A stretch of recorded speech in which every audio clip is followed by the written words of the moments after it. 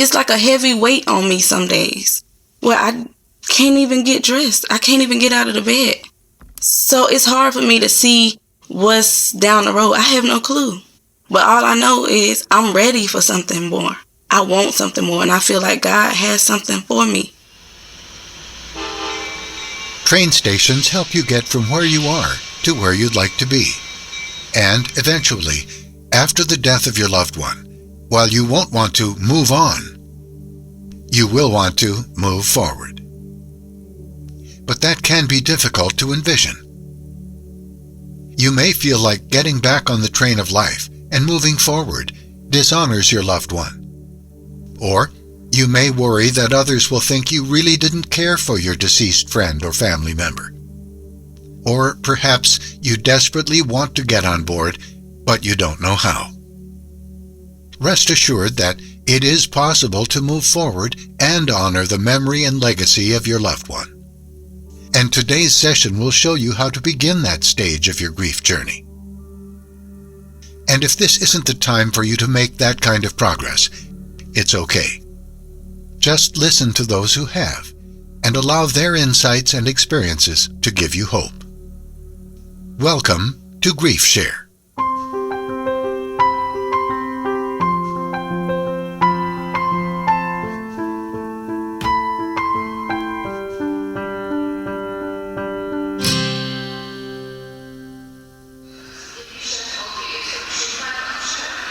If you were planning a trip before your loved one died, no doubt you had to cancel your plans. And even bigger plans will be derailed by your loss. Things like retirement, prospects for children or grandchildren, and even hope for career and marriage. After enduring such traumatic loss and change, it's understandable for you to hesitate to board the train of life again. But in order for your pain to subside, you have to re-engage with life and move forward once again. When that little one is learning how to walk, hangs onto furniture to move him or herself around, and can get just so far. And that's kind of how it is in the grief journey. When the toddler really wants to walk someplace, that person has to let go in order to move. It's fine to have those memories and to think about those things. But I picture it like this. It's like a rear view mirror in the car. If I only ever look in the rear view mirror, I'm not going to be able to go forward. I want to move forward, and it's not that I don't need the rearview mirror, and it's really helpful and informs things. So I guess my intentionality would be, I want to remember the good, and I want to draw from those things. You can think for a moment, that person would have loved to see me graduate from this, or would have loved to see me have this business, or would have loved to see me teach a Sunday school. But that also has to be taken very carefully. I cannot live every day of my life thinking if that person was here, because the reality is that person is not here any longer. You have to tell yourself that other person died, you didn't. In Session 3, you learned 4 of the 6 goals of grief. Today's session introduces you to the last 2, moving forward and creating a new normal, and storing the memories of your loved one. Creating a new normal is a key step in your healing process. So pay close attention to how people like Stephen and others in this video were able to do it. Hopefully their stories will encourage and inspire. And later in this session, we'll explain why storing your loved one's memories can help you heal from grief.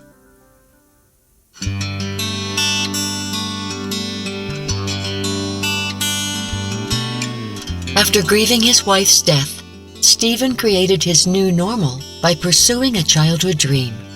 Ever since I was a little boy, I always wanted to do something in TV and movies. A providential encounter with a casting director helped Stephen launch an acting career. After I was introduced to this casting director from Hollywood, she gave me a list of casting agents around town, legitimate casting agents, and that opened up a lot of doors for me. Stephen is excited that his new normal allows him to follow his dreams and be a light in the television and film industry. It just gave me an opportunity to be in various television shows, major feature films, and a real blessing to be able to minister to people in the movie business, to be able to pray with people and to stand for Christ in the movie business. And it's been very, very rewarding and a lot of fun. Now, we're not suggesting that all of you pack your bags, move to Hollywood, and like Stephen, become actors. His story is simply proof that you too can enjoy life again, even though your loved one is no longer here to share it with you. And remember, you won't be able to create and embrace a new normal overnight. It's a process. For most grieving people, there starts to be again something unimaginable, a sense of excitement like, Lord, you've given me another day. It's kind of exciting. I don't know what it holds, but I'm actually excited to see what happens. I'll never forget my wife. I'll always love her. But God has seen fit to take her to paradise with Him. So I have got to build a new life. I got to build a new normal. Now, I don't mean by that you suddenly become a totally different creature. There will be many aspects of your old life that are going to continue on because a lot of your life really hasn't changed, but it will take on a different configuration. And so now, whereas I used to serve my husband or serve my wife, now I may be serving my neighbor or serving someone in my church. But my purpose didn't change.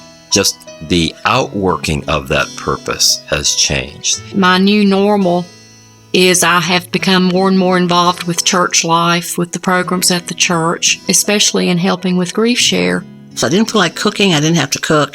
I could go out to dinner with friends, or I could just say, look in the refrigerator and say, I think I'll just have an egg for dinner tonight. I don't remember when I first was able to kind of enjoy life again, but there is a time when you start to joke again and laugh again and do the things you did before. And you're not quite as free in them. There's still today, I will find myself laughing and going, Melissa died, reminding myself that there's still that grief. What I've done since he's been gone is reconnect with a lot of friends and do things that I've always enjoyed doing, like my reading and shopping, talking on the phone with friends, just enjoying my alone time with the cat, watching old TV shows. I love it when I walk into our community center and see a widow holding a little baby for a single mom who's trying to get a job. What that widow is saying is, there's still people I can serve. Life is an adventure for me now. I don't know what the next situation will be, but I'm not afraid of it. My daughter says, Mom, you've got to do something, during the day. And everybody says, oh, yeah, why don't you go bowling? Okay. I said, okay, I'll try bowling. And after my first bowling, I went and bought everything. I bought the shoes, I bought the bag, I color-coded it, and the ball. Everything was all color-coded, purple and yellow. Those were my colors. And I was so excited about doing it. Instead of sitting in self-pity or sitting in depression, I'm going to look for ways to invest my life into someone else who's in need. The worst thing that could ever have happened to me was that he died. So after he died, fear went away. And then I started bowling for a couple of weeks, and I began to hate it. And my daughter says, why? Why don't you like it? I don't know. But it's not me. And I realized that I have to find something that's me, not because people think I should do it. I think that once you experience a loss to this degree that it shakes and shatters your world, subsequent activities are put in their proper place. They're just not that serious.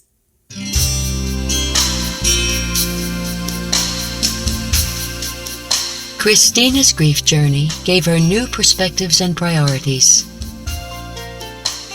I think that my focus has shifted.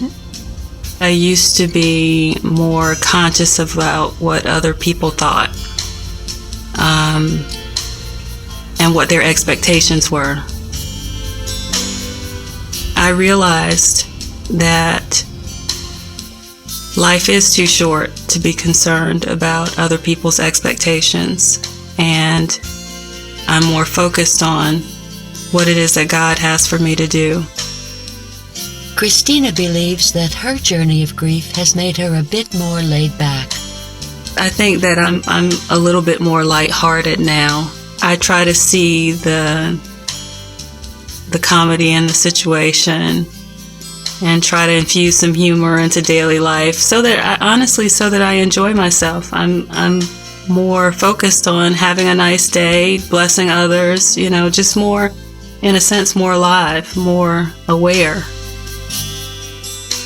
In addition to becoming more lighthearted, Christina believes that grieving her sister's death made her more passionate about life. Before my sister's death, I definitely took some things for granted. I took for granted the fact that life is temporary. And, as we go about our days, mediocrity, is very easy to settle into. And now, I wake up understanding that there is a timeline and that God provides opportunities for us to go out and make an impact, make a difference.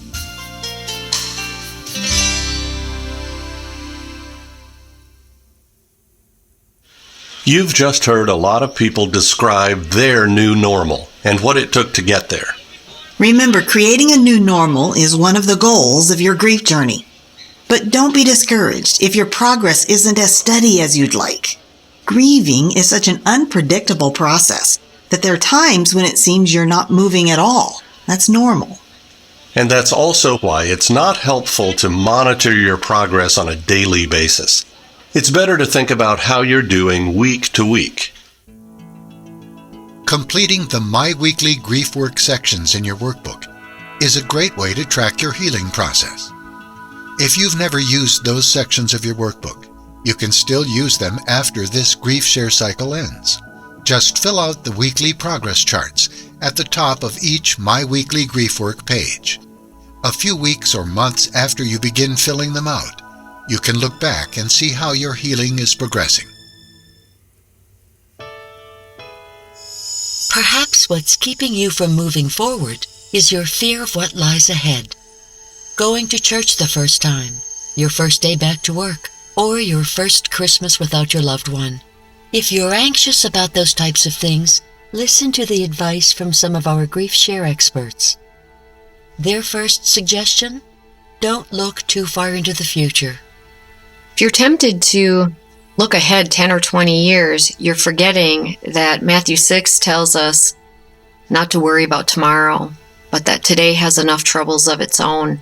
Stay in the day.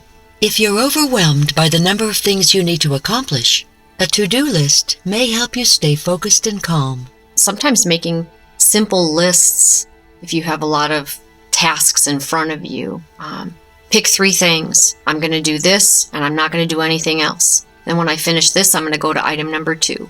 And when I finish that, I'll go to item number 3. And if that's all I get done today, that's okay. If after I finish the 3rd thing, if I want to add 1 thing on there, I can. It's all right. I have plenty of day left. Another idea?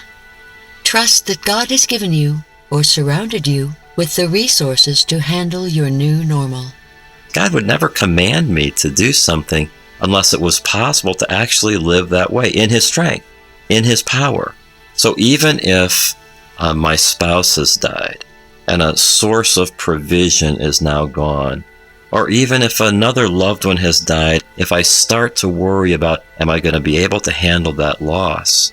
On the authority of Scripture, the answer to that is yes. Whereas fear is a constantly taking stock of, but what if I don't have enough? I lack in this way, and I may not make it, and I don't think I'm very good at this. It's that focus, that constant focus on your inadequacies. Finally, Dr. Elias Moitino suggests that gradually confronting your fears is one of the best ways to overcome them. Listen to his example of how you could use that approach to enter a room or a closet that you've been afraid to enter since your loved one died. It might be one day just walk close to the door. Might be another day just crack the door open a little bit. Might be the next day you just crack the door open a little bit and turn on the light. And finally, it will come a day when you can walk into that. So it's calm your body, control your thoughts, confront your fears. If you trust the Lord, it's hard to be anxious. After you make the decision to move forward toward a new normal, you're still bound to encounter challenges and have questions. It's like boarding a train. You might need help with your luggage or finding the bathrooms or have questions about meals. And just as you'd ask for help in those situations, you've got to be willing to ask for help as you rebuild your life. At first, I was very shy to ask for help. I would think, oh, I should be able to do this. I shouldn't be asking people for help. But now I realize it's okay to ask for help. I was raised very independent, very private. Like, you don't need help. Like, we just figure it out. We keep going. Life is hard. Keep moving. But when David was killed, I realized I can't do this on my own. This is too big. This is too deep. I'm going to have to let people help me. We shouldn't be afraid to reach out and ask for help, because people don't know, even our own children don't know sometimes the things that we need. And we would like for people just to know and just to do things and not be asked, but we can't count on that. Friends and my sister's family have been great in taking the girls when I needed a break, just being there to help me and guide me on this journey. When I need advice on parenting, I know I can go to some of my friends and my sister and my brother-in-law and a lot of different people that can help me. Some people don't wait for you to ask them for help. Instead, they show up at your door ready to pitch in. Or the next time they see you at church or at the store, they'll ask what they can do to help you. And that can be a tough question to answer, especially when you're put on the spot. So many times we say, I'm fine, I don't need anything. But in most cases, that's not true. You do need help. So it's wise to prepare a response to that question ahead of time. One of the questions that can be very difficult to answer is when our friends and other well-meaning people come up to us and say, how can I help? What can I do? And it may be that our first thought is, you can't bring them back, or I don't want you to cheer me up. And so that question becomes hard to respond to. But I think it's very important, if we're going to live in community and allow church and friends to do what God wants them to do in our life, that we have some answers there. And so let me toss out some suggestions. You can decide which ones fit best for you. But when somebody brings a meal, if you'd say, it'd be really nice if you could stay and have that meal with me just so that we could talk and I wasn't eating quietly or alone. Or maybe you could bring your kids over to play with my kids if you have children, especially if they have kids the same age, so that the kids can have some fun and I can have some adult conversation within the house. If you could call me on my birthday or anniversary just so that those occasions were not as quiet as they would be otherwise. Or if there are chores, if it was a spouse that you lost or another loved one that was highly involved, if you said, right now, my spouse is the one that handled these aspects of the home, maybe it's mowing the yard or something inside the house, and a little bit of help with those kinds of things while I'm trying to figure out what it's like to manage life. If it's not selfish to ask for that, people want to know those kinds of things, and if you can connect those dots, it's going to be an incredible blessing for you, and it's also a blessing for them. Because Galatians 6:2 says we are called to bear one another's burdens and so fulfill the law of Christ. And so when we share those kinds of things, this is a way you can share this load. We're not being a burden. We're giving them the opportunity to do the very things that Christ calls them to do, that they wouldn't be if we didn't verbalize those opportunities to them.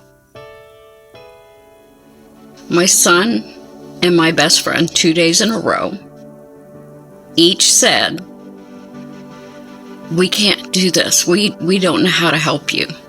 This is more than we know how to do. And I thought, wow, either I just stay where I am or I seek help. When you consider going to a counselor, the first thing is, I don't want people to think I'm crazy. I don't want people to think that I've lost my faith in God. I don't want people to think that I'm not praying enough or I don't believe that God can help me. And so because of that, people can be hesitant to actually go and seek help. And so I think it's important to realize that counseling is not a sign of weakness. I ended up going to counseling maybe a year after, trying to figure out, okay, why am I crying every day? What's going on? And I sat there and just was crying, and I know I didn't make any sense. I knew it wasn't making sense at the time. But I was there, and she just sat there and listened to me, and that is what I needed. She helped me walk through, the process of grieving. And over a period of time, things started coming together. Nervous about visiting a counselor? That's understandable. Many people just don't know what happens during a counseling session, so they're apprehensive about going. Let's listen to a few suggestions on how to maximize the benefits of counseling. I think a person can get the most out of counseling by talking about the things they remember or the things that they're having a difficult time with. You basically just kind of pour out whatever comes to mind. Start where you need to start. You may start with where you first met the person, or you may want to start when the person first got sick, or when you first heard about what was going on, or when you first realized that they were about to die. Or you may want to start with how you're living now in their absence, or the challenges you have going on, but start with where you're most comfortable. The counselor may ask you some questions to prompt you and to get you started. If that's an uncomfortable place, say so, because the counselor is there to help you. So you want to do what's going to be beneficial. So start where you want to start. And as you talk, realize that there may be times where there's just moments of silence, that the words don't come. And it may be that the tears are your expression, and the tears may be your only words. And so you may just sit in session and cry until the words come out, and that's okay.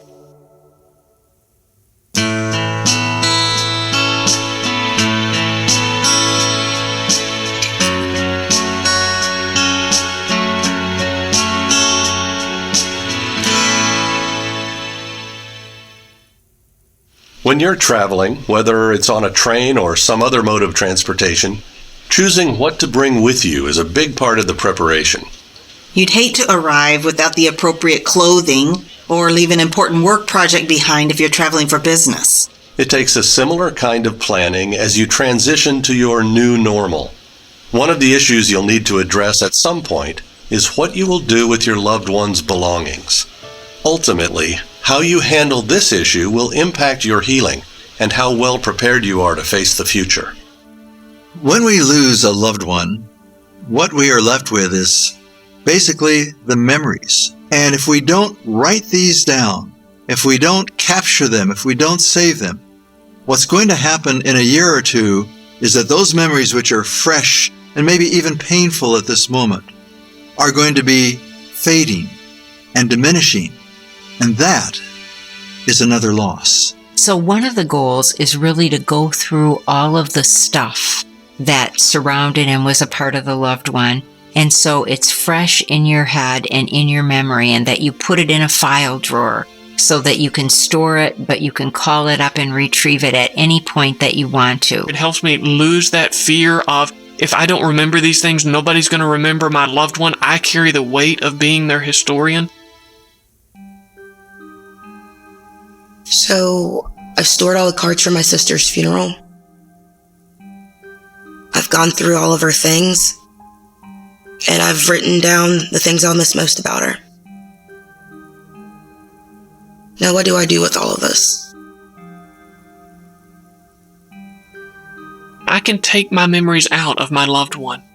That when it is appropriate or helpful, when it is useful in encouraging somebody else or reinforcing something that they shared with me that I need in that moment, that I can pull these memories out, that I can savor them. I may savor them with a bit of joy. I may savor them with a sense of sadness. But progress in grief means that I can pull these memories out when they are useful and that I can use them for reasons that would advance what God's doing in my life. The family friend told me that she had done memory quilts before for people. And so within a couple months of Jeff's passing, I decided that's what I wanted to have done with most of his clothing. There's photos, scripture verses, and poetry, and then all of his clothing pieced together in a beautiful piece of art that can still surround us. We think of those pieces of clothing and how he used to wear them. We can picture him wearing those clothes. And now we can wrap those clothes around us and feel like we're getting a hug from him, that he's still there with us. There's another thing you can do to preserve the memories you have of your loved ones. Look for ways to continue their legacies, the special things that defined their lives. I guess I was very close to my mother. So it's because of her and my aunt that I wanted to go into volunteering and helping other people, because I watched her help so many people in the neighborhood. My parents were great parents. They agreed early in their marriage not to go to bed angry. And that impacted me as I planned on getting married. That I would live that way with my wife. I can remember my grandfather on a small family farm worked with great personal sacrifice.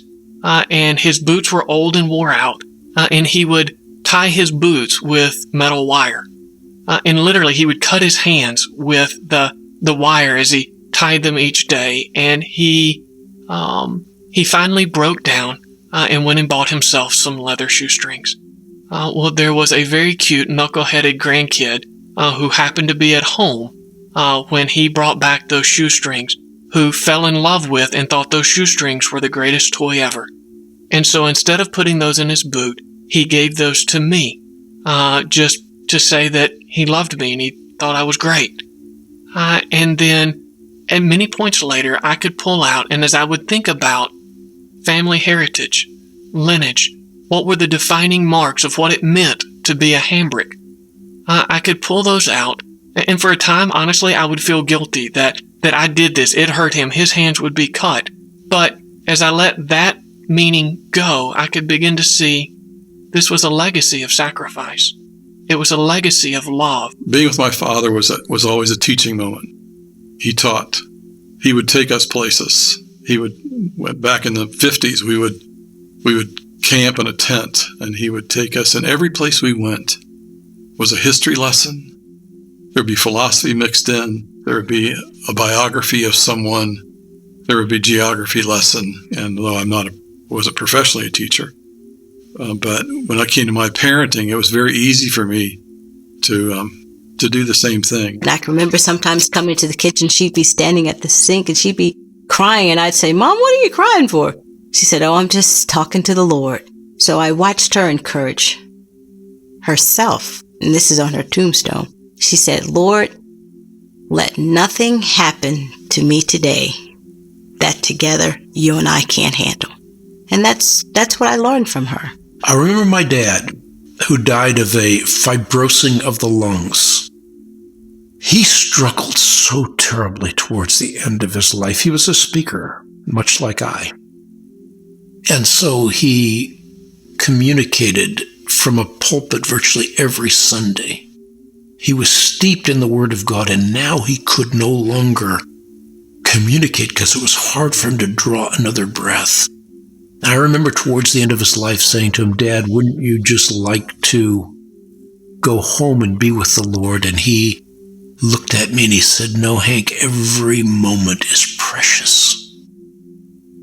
And so he used every moment, recognizing that God had a purpose even in the pain. And I saw the outworking of that in a small way when he died, just before he took that last breath and then died. He had the opportunity to pray for every one of his children, grandchildren, and great-grandchildren, almost like a Jewish patriarch. And that blessing has been so important to all of us We all remember that. And it has given us the courage and the faith to move on through the difficulties of life.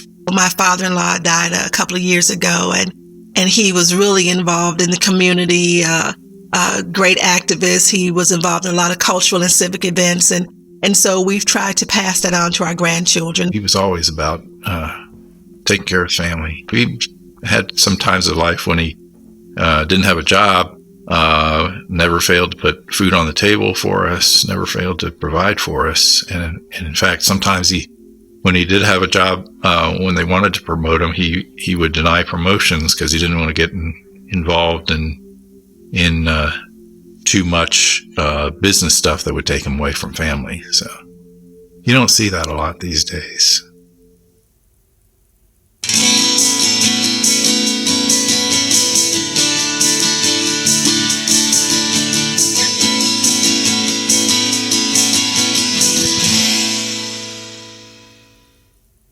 When you're riding in a train, unless you're the engineer, you can't see what's ahead.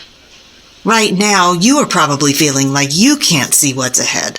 You know you're going somewhere, but you're uncertain of where you're going and what the future holds. Well, thankfully, God, the master engineer of our lives, has a habit of bringing good out of bad situations. Dr. Paul Tripp explains how God brought good out of the worst situation in history, and why that should give you hope. In the cross of Jesus Christ, ultimate evil and ultimate good kiss. It's an amazing thing. When Peter in Acts tries to explain the cross, he first of all says it was the result of the plot of evil men. Yet, the Bible tells us that God was in that moment, in his sovereign plan, using that moment for the best thing that could ever happen: eternal life. And so, if you look at the cross, you realize that it can actually happen that very good things come out of very bad things, because the cross argues for that. If you listen to people who are 5 years, 10 years away from moments of grief, again and again, that's what you'll hear. That in ways that you never thought was going to happen, God did good things.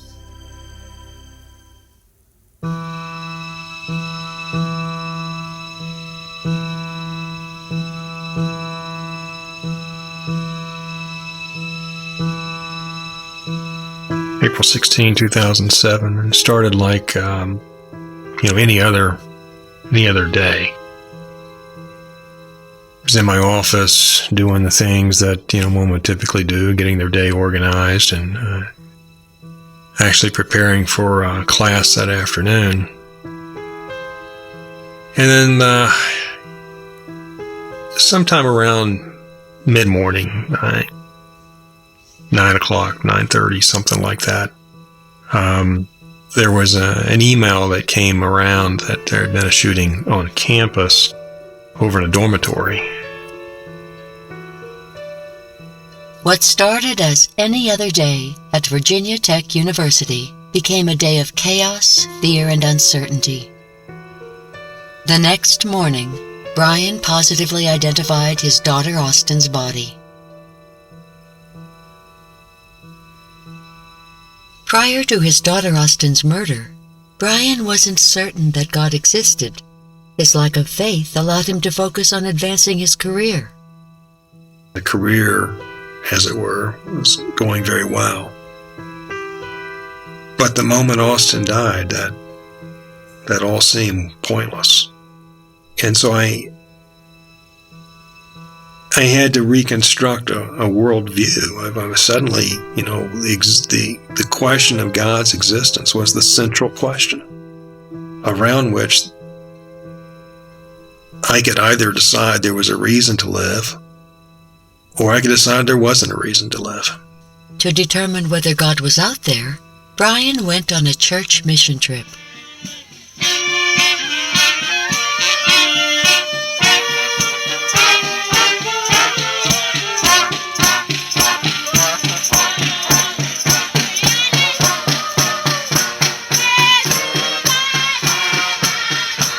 About a year after Austin was killed, I went to Haiti to work with a Baptist church there in the countryside, up in the central plateau of Haiti, about 35 miles outside of Port-au-Prince.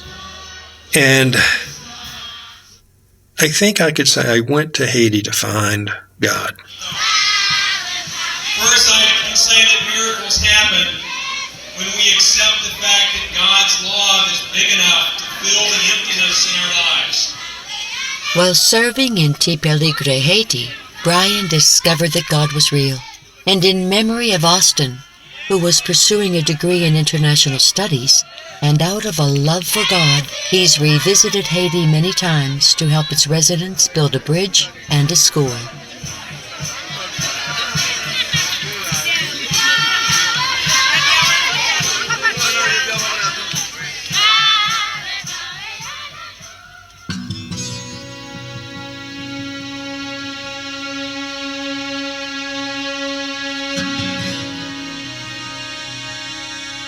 Brian's faith has ignited a passion to serve those who are less fortunate. But it's also transformed the way he interacts with his students. Before, my role as a university professor was to do research, to teach the technical subjects. I now view my role as an educator as to help students learn about living. Right? I think a lot more about ethics, about how do we use our business skills to add value to our communities as opposed to profits to our purse. I've had the privilege of working with a number of Virginia Tech students, many of them engineers, who have been just incredible young people to work with. And they already knew God long before they knew me. But God just put us together, and it's been a great relationship. Brian's story is an example of how God brings good out of evil and suffering. But nothing can make up for the loss of your loved one. That's why we need to accept the fact that peace and pain can coexist.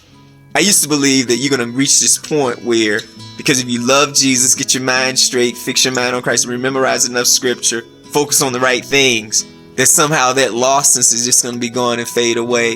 No, I'll probably be crying about my mother until I see her again. There's a phrase that I use in some of my writing, and it's probably my theme song, is that peace and pain coexist. And I think for a long time, after someone loses someone, what they're really trying to do is eliminate pain. And it took me years to see that there is an element of pain from a death that never goes away. And so if your recipe or your evidence of peace existing in your life, or in this case, joy existing in your life, is that there's no pain, you're going to be very frustrated, because life this side of heaven is full of pain. And so when I realized that, I thought, okay, that's recognizing that pain's going to exist and that joy can exist in the midst of that. I need to focus on what that looks like. And there was an incident that I think really illustrated this for me, was when my younger daughter Laura got married. Laura was posed for the photographer with her flowers, and she's all dressed and ready for the wedding and everything. And all of a sudden she kind of broke her pose and she started to cry. And my first response was, oh, don't get makeup on the dress, and this is before the wedding, don't, what's wrong? And then just at that point, her Uncle Buddy, came into view and walked into my line of vision.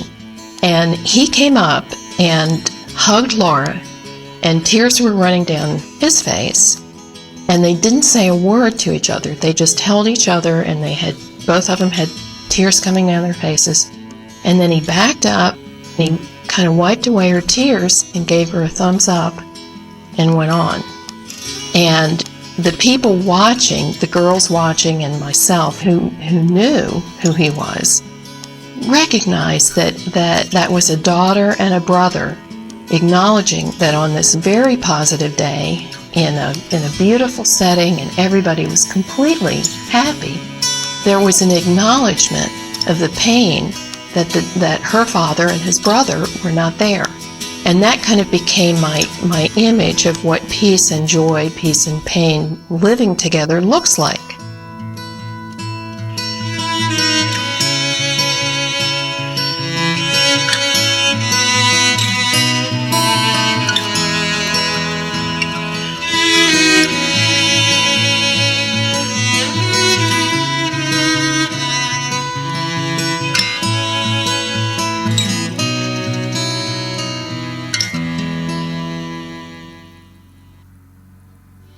As Susan used her God-given gifts to help others, she found healing. Read more about how serving others helped her move forward in this week's From Mourning to Joy exercises. And remember, even though this is the last session of this Griefshare cycle, you can still continue to use your workbook. You can go back and do the exercises that you didn't complete. Refer to the My Weekly Grief Work section to see how much progress you've made since you began Griefshare. Look over your notes and lessons to find helpful truths, and use it as a source for comforting grief-related scriptures to memorize and think about. Well, we've come to the end of our journey together as a part of this Griefshare group. But in a way, it's just the beginning for you. However, you may be wondering what's next now that Griefshare is over. We've got some great suggestions for you. Consider going through the Griefshare program again.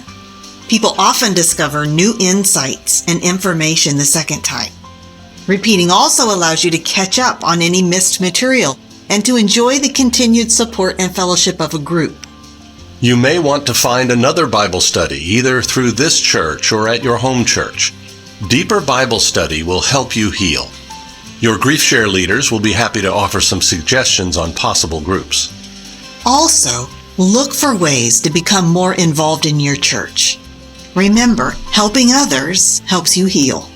If you're not connected with a church, now is a good time to find one. Meet with a pastor and let him know what you're going through. Ask him how you can get plugged into the life of the church. Over the past 13 sessions, we've described the grief process in a variety of ways.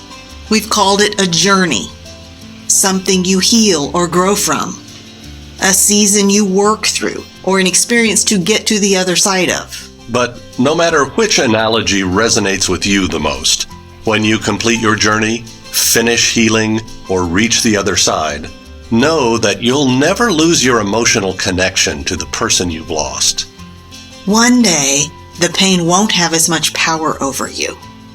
And when you do feel it strongly, those intense feelings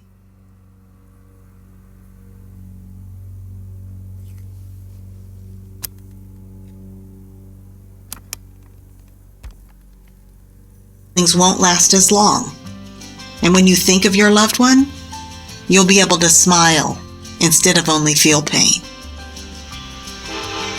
We want to thank you for being a part of this Griefshare group, and we trust that it has given you hope for the future and brought you closer to God as you seek to trust in His plan for your life. We would also like to thank this church for hosting Griefshare, and thank your leaders for facilitating your discussion. And now, may God bless you and your family and your future.